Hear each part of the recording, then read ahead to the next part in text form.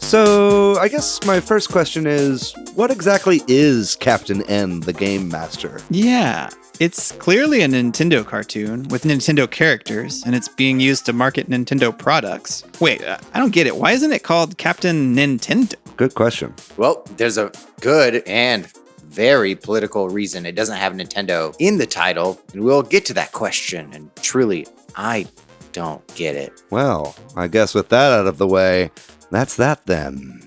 Captain N, the Game Master. It's 1988. Before being laid off at Deke Entertainment,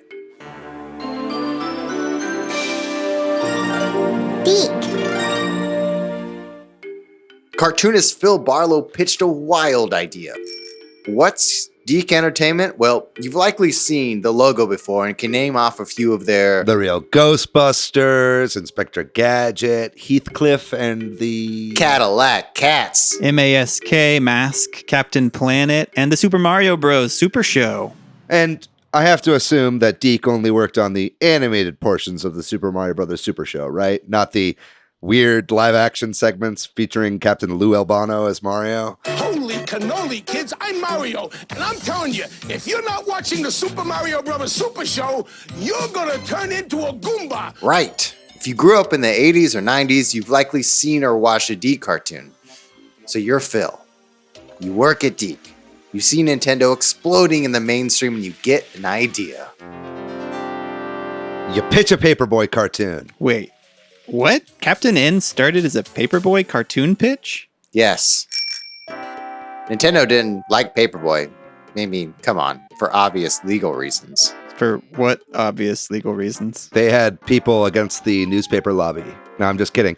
Patrick, it's because Nintendo doesn't own Paperboy. Oh. Right. So Nintendo changed it to Buddy Boy. And working with executive producer and director Richard Reynes, they wrote the following story. Reality is as addictive to game world characters as games are to us. Disguised as a likable juvenile delinquent, Paperboy journeys through a world of incredible danger. Buddy is a paperboy and lives in the real world. Buddy Boy included Nintendo characters such as Kid Icarus, Donkey Kong Jr., Eggplant Wizard from Kid Icarus, and King Hippo from Punch-Out! It also featured Mega Man, Mega Dad, Mega Mom, Mega Bird, and Mega Rat. Well, Mega Man is more of a boy, right? Mega Man is a reflection of Buddy in the game world. And we know all of this information thanks to Phil releasing concept art on his DeviantArt page. Why is Mega Man green and yellow in the concept art? Also, there's a sign in front of the house, Mega Man, and it says, "Bless our Mega Home." I love this. There's a bunch of weird stuff in here. I mean, there's a Grim Reaper in this concept art. There's just so many characters in all of this art. So why are the characters different colors than their video game counterparts? Well, consider that Phil interpreted those colors based on the current TV technology of the late 80s. So later Phil would say, quote, in his opinion, the fact that the series continued without any further analysis of characters such as Mega Man shows just how little that everyone that came after him, including the Nintendo producers, looked at the actual game, let alone played it. So wait, you're telling me that someone in Hollywood made a cartoon about video games but never played the actual video game? Exactly. I'm kidding. That's totally normal and that tracks. Okay, with me so far? You tracking? Yes. That's the history of the cartoon pitch. There's more history to this cartoon? In issues 3 and 4 of Nintendo Power, 1988 and 1989, Randy Studdard released a story called Captain Nintendo. Captain Nintendo was an employee who could use Nintendo power-ups from the game world in the real world to fight off Mother Brain. Nintendo, understanding they owned the concept of Captain Nintendo, would later use Randy's ideas. And Randy has no relation to Ruben Studdard, correct? That's his dad. Okay. Okay. Jokes aside, let's pause the story of the cartoon and let's take a look what was happening politically in the late 80s and early 90s. In Washington, D.C., groups of parents and educators were growing concerned about what children were consuming in the form of entertainment, specifically looking at cartoons and other media that had, quote-unquote, no educational value. In other words, these groups were looking at cartoons like Transformers or G.I. Joe as one long goddamned advertisement to sell that a precious product.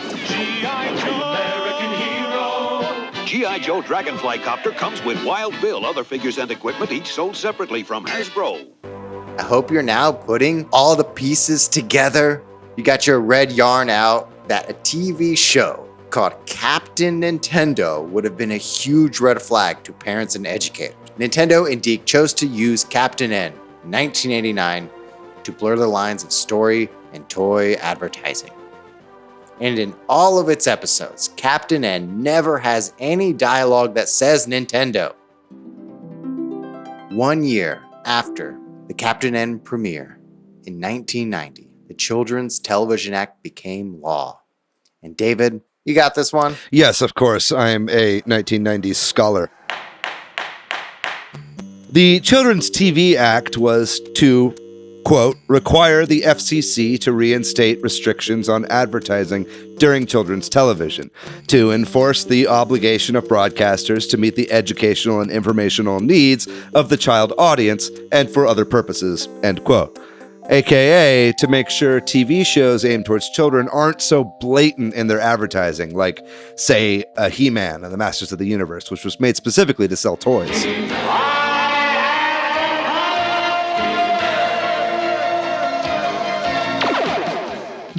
So that's why Captain N has almost no visual or aesthetic connections to the video game counterparts. AKA, that's why Mega Man is green. Exactly.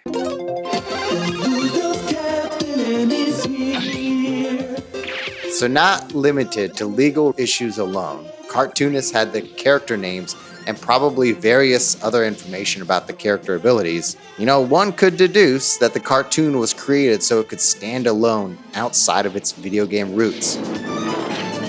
David, I ask for your help once again. You got the synopsis for the final product of Captain N, the Game Master?